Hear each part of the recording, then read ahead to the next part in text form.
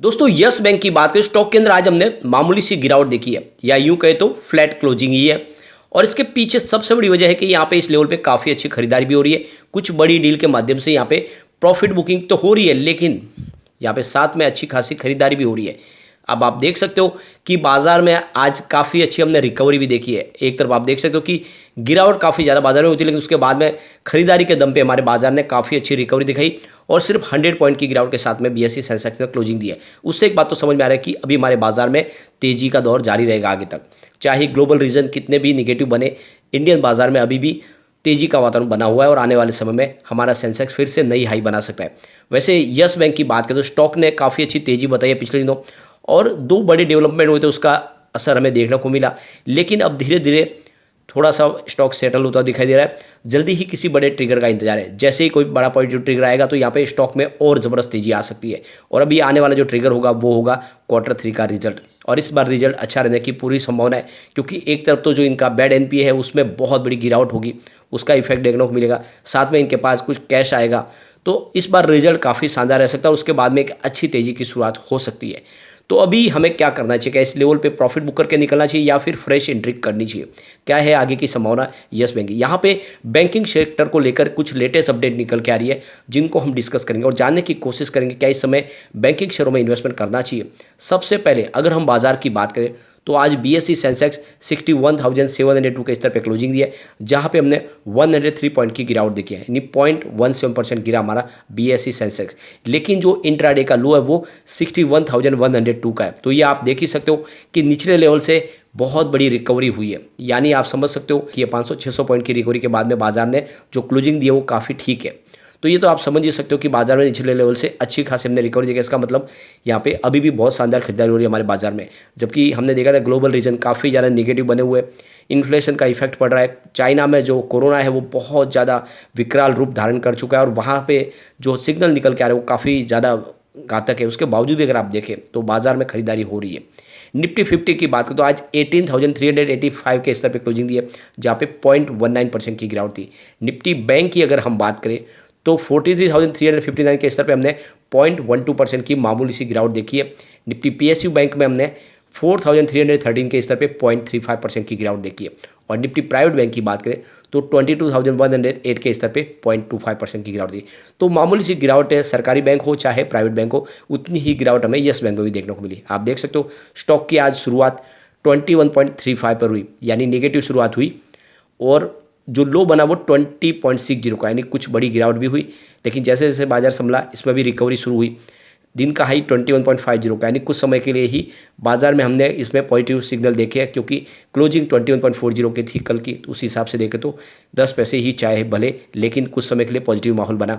अंत में क्लोजिंग वहीं पर हुई जहाँ पे शुरुआत हुई, यानी 21.35 पर, और बाजार की शुरुआत भी इसी से हुई थी सुबह सुबह। तो 0.23% की हमने गिरावट देखी है मामूली सी।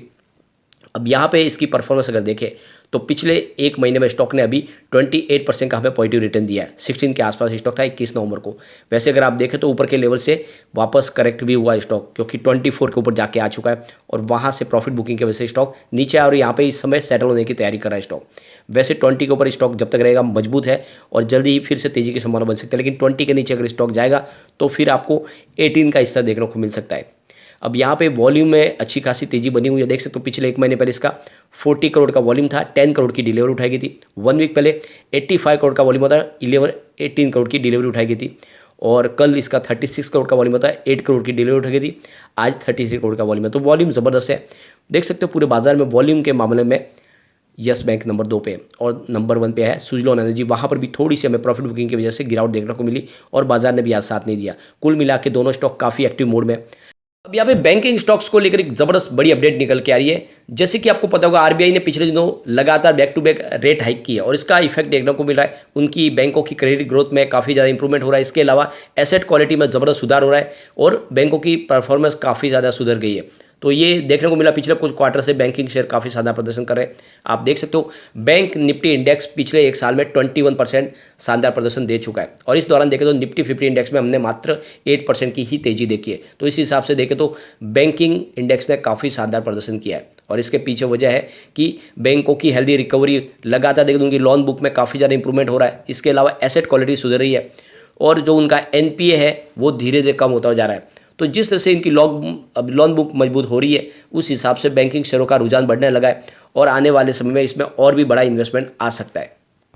अब यहाँ पे एक बड़ी अपडेट और निकल के आ रही है। रेटिंग एजेंसी ICRA की तरफ से जो रिपोर्ट निकल के आ रही है, उनका कहना है कि आने वाले साल में भी बैंकिंग सेक्टर में क्रेडिट ग्रोथ की वजह से ऐसी ही तेजी का दौर जारी रहेगा, क्योंकि बैंक काफ़ी शानदार प्रदर्शन कर रही है।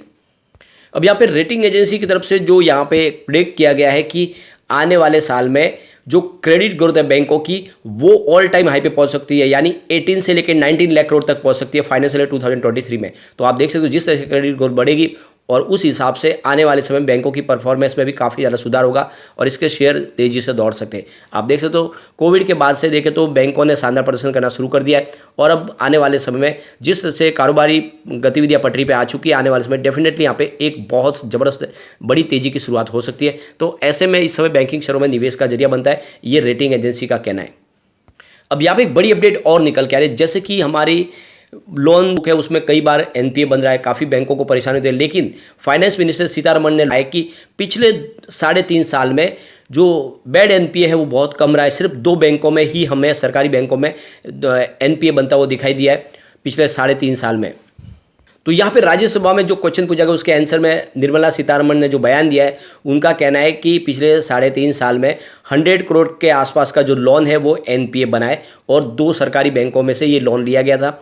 और उसमें से अगर आप देखें तो ये जो 2 बैंक है जिसमें पंजाब सिंध बैंक और इसके अलावा एसबीआई है, तो 297 करोड़ का जो पंजाब सिंध बैंक का जो एनपीए था उसको पूरा का पूरा रिकवर कर लिया गया है। और फिलहाल अगर आप देखें तो एसबीआई का जो एनपीए है वो फिर अभी पेंडिंग है। तो कुल मिला के देख सकते हो कि पिछले 3.5 साल में कोई बड़ा एनपीए नहीं बना है और इस दौरान अगर देखें तो बैंकों ने काफ़ी शानदार लोन बांटा है, करीब 9,650 करोड़ का टोटल लोन बांटा है और इसमें अगर आप देखें तो 100 करोड़ का लोन है वो एनपीए बना है।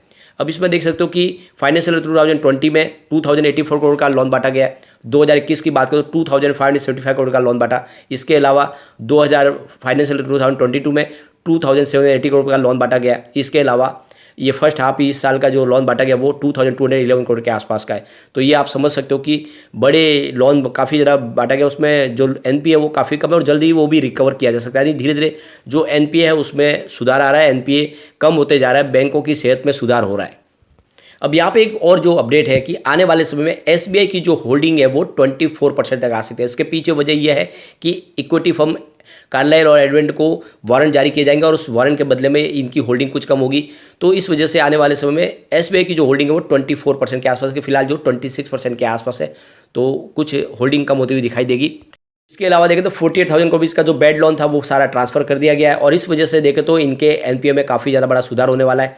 आप ये देख ही सकते हैं 2019 में बैंक का जो एनपीए था वो 18.87% था, जो आप देख सकते हो कम होकर जून क्वार्टर में 13.45% के आसपास आ गया था और सितंबर क्वार्टर में 12.89% हो गया था। तो ये आप देख ही सकते हो कि काफ़ी ज़्यादा एनपीए में रिकवरी हुई थी, लेकिन अब जो इस बड़े बैड लोन को ट्रांसफर करने के बाद इनको एनपीए लगभग 2% के आसपास रह जाएगा या उससे भी कम हो जाएगा। तो कुल मिला के आने वाले समय में बैंक तेज़ी से अपने कारोबार को आगे बढ़ा पाएगी, क्योंकि जब उनका एनपीए खत्म हो जाएगा कारोबार करने में उनको बहुत ज़्यादा सहूलियत होने वाली है।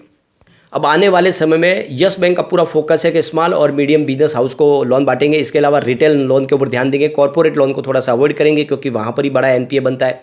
तो आने वाले समय में लोन बुक को ज़्यादा से ज़्यादा किस तरह से बढ़ाया जाए उसके ऊपर ध्यान दिया जाएगा। इसके अलावा बिजनेस तो तेज़ी से बढ़ ही रहा है, डिपॉजिट में तेज़ी से वृद्धि हो रही है क्योंकि काफ़ी अच्छी एफडी रेट है, तो इसका फायदा देखने को मिलेगा। समझ लीजिए कि अब यस बैंक मजबूत है और नजरिया लॉन्ग टर्म का लेकर आपको इन्वेस्टमेंट इस समय कर लेना चाहिए। ये स्टॉक आने वाले समय आपको डेफिनेटली बहुत अच्छा रिटर्न देगा। लेकिन फ्रेंड, कोई भी इन्वेस्टमेंट करने से पहले अपने फाइनेंशियल एडवाइजर से बारे ले या अपना खुद का रिसर्च करें, क्योंकि मैंने वीडियो आपके एजुकेशनल पर्पज के लिए ही बनाया। वीडियो पसंद आए तो लाइक शेयर जरूर कीजिए और चैनल को सब्सक्राइब कर दीजिए। Thank you friend.